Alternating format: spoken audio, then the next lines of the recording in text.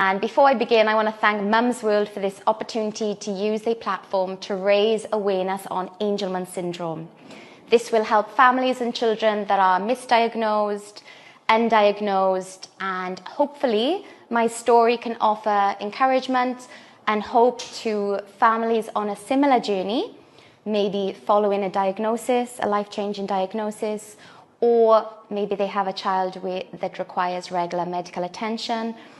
Samson has a missing gene in the brain, small gene UBE3A on chromosome 15 that's responsible for speech, movement and learning. It's characterized by life-debilitating seizures, inability to talk, severe developmental delay, intellectual disability, sleep disorder, and a whole laundry list of limitations.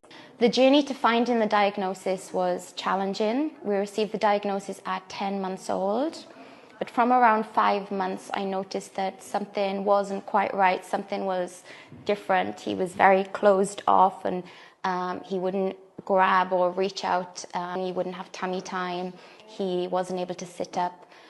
So it was a whole journey of trying to search for answers. And it wasn't until we went to Al Jalila to see a well-established physician, Dr. Haytham, he put in for genetic testing. And I remember him saying, I'm going to put in for another test. It's a very severe genetic disorder, and it's characterized with a very happy demeanor.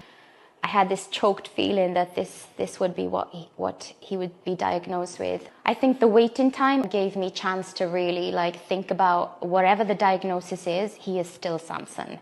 He is still my beautiful little boy, my happy boy that's, full of love and laughter. I remember holding on to that as I walked into the doctor's room, that this doesn't change who Samson is. Following the diagnosis, due to the characteristics of Angelman syndrome, it meant that his immunity would be a little bit more suppressed and that there'd be risk of things like aspiration as well as seizures. And followed with regular hospital admittances. Samson spent over 6 months in hospital in total. It's been a tough journey. What kind of therapies or interventions have been most helpful for him?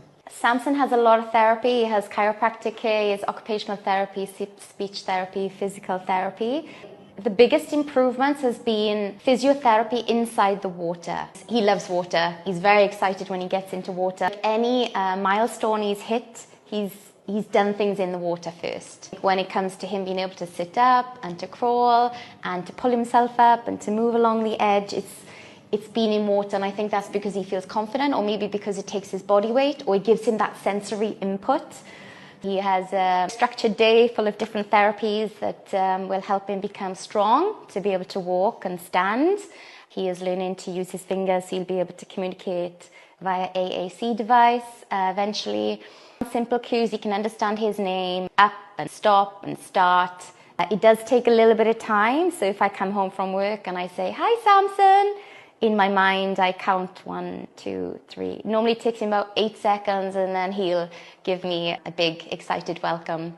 Are there any specific dietary needs or restrictions for children with AS? A high percentage of children with AS have seizures. When it comes to seizure control, diet therapy is actually really important and effective. A lot of the children are on the keto diet, some of them are on low glycemic carbohydrate diets. So Samson's on 2 seizure medications twice a day, and over time as he's growing that medication need is increasing.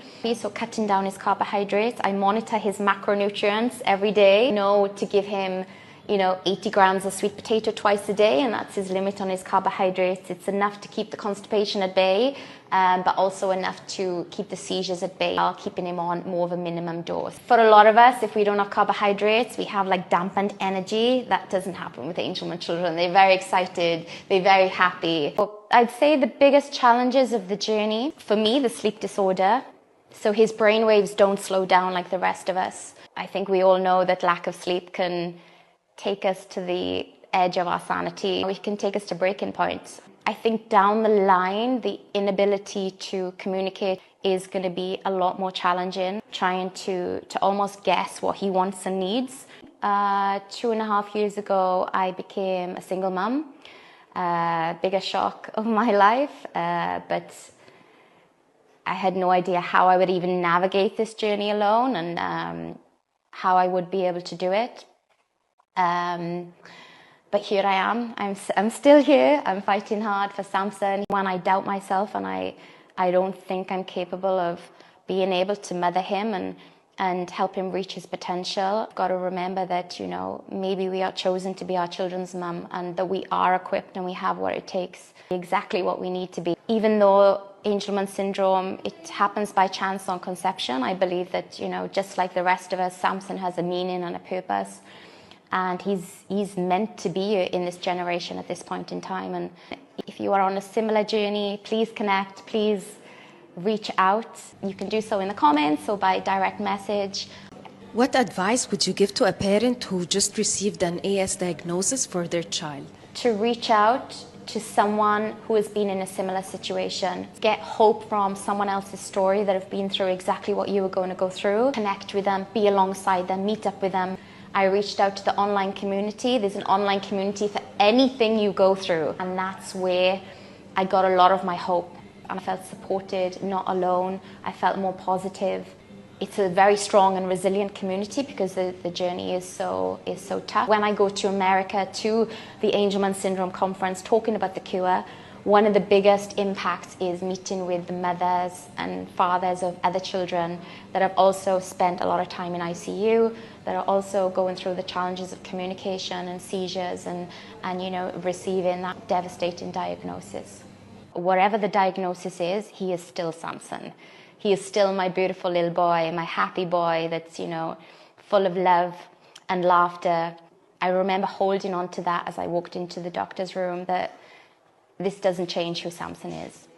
If you are on a similar journey, please connect, please reach out. You can do so in the comments or by direct message. There is a cure on the horizon. There's 4 different approaches to the cure, and there's 23 therapeutic programs heading for clinical trials. Every year I go to the States, to Miami, Orlando, and just listen to 3 days of, the scientists speaking about the advancements towards the cure.